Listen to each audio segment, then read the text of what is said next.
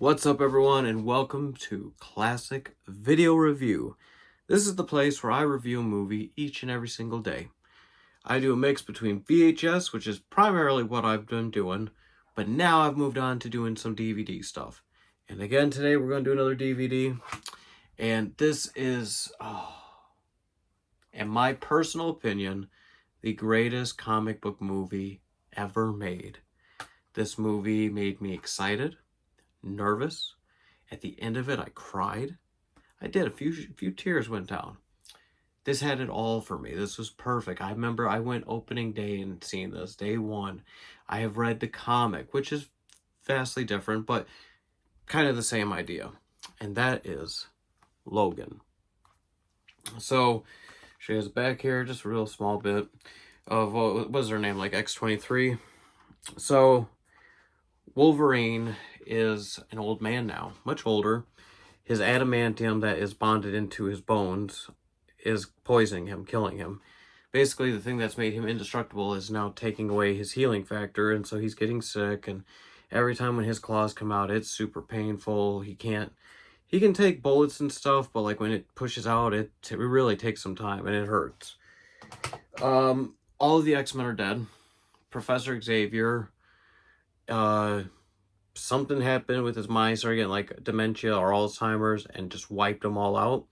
And so now Wolverine keeps him in like this big old metal, I can't think of what you would call it, cyclone thing, and takes care of him, gives him his medication, watches over him.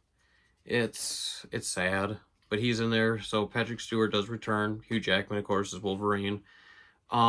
Steve Merchant plays Cable, which is, I believe it was our first time, maybe our second time seeing Cable in a live action film. I think it was the first. I think.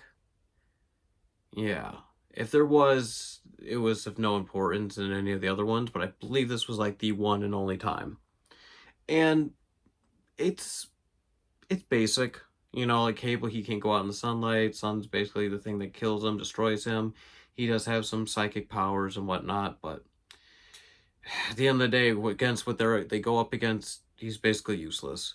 But he does do a sacrifice where he ends up blowing up this, I guess you would say like a squad van full of bad guys who are out there. They want to take out the mutants, and of course Xavier is like at the top of his list because he could take out all of mankind.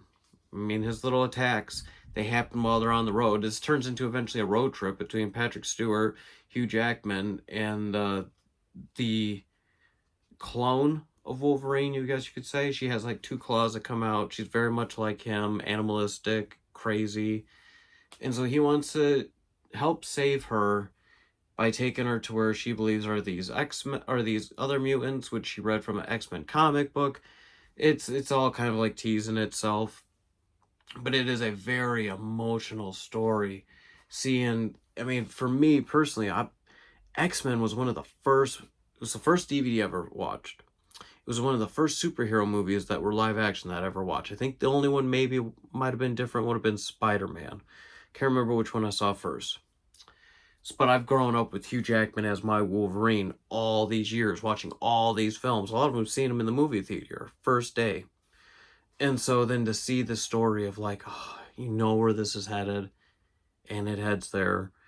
They create an exact young replica copy of Wolverine, and they have this fight out in the woods because he's trying to save these kids.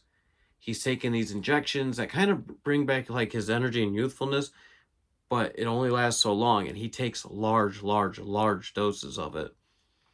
He saves the kids, but he gets impaled through a log, and he actually dies. Like, Wolverine dies in this. And now I do know they did bring him back for Wolverine versus Deadpool, which at the time, though, Hugh Jackman went into this was it. I'm never coming back to this character. I'm never playing. This was like 100%, I'm done.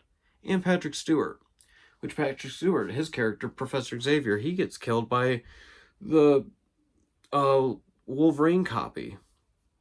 And so it's a very emotional movie and sad one, especially if you've watched all the way through and then you get to this one. It's crazy. But yeah, eventually he did come back, and hopefully he continues to play the role, because honestly, who else could play Wolverine?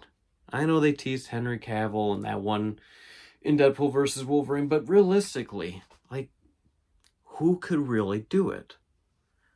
I don't know. You got to go with somebody somewhat younger, though. Because if whoever's going to be the next Wolverine, you got to make him be like how Hugh Jackman did it, play decades. That's how you get fans attached to these movies, to these characters. But anyways, what do I give Logan? By the way, you can find it on Disney Plus, Hulu. But what do I give Logan? It's a 5 for me. Another 5. This is a 5-star movie, 100%. The best comic book movie I've ever seen. I don't care if it's nothing like Old Man Logan or whatever. This is top notch for me. But thank you guys for watching. I will see you again tomorrow. And as always, if there is a movie you want me to do, leave a comment down below and I'll make it happen. Till then, goodbye.